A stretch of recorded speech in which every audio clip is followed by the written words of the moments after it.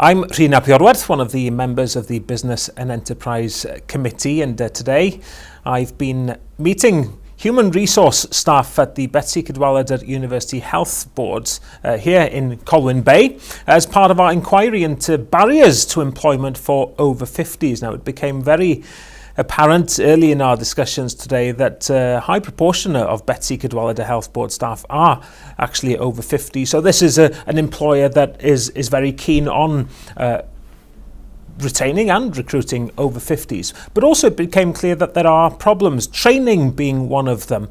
For example, a cutback in funding for training opportunities, apprenticeships, older apprenticeships, for example, could be a barrier that stops people retraining, entering new types of employment after the age of 50. So this will all feed into our inquiry, and it'll be interesting to find out what other evidence my fellow committee members will be gathering at similar meetings across Wales today.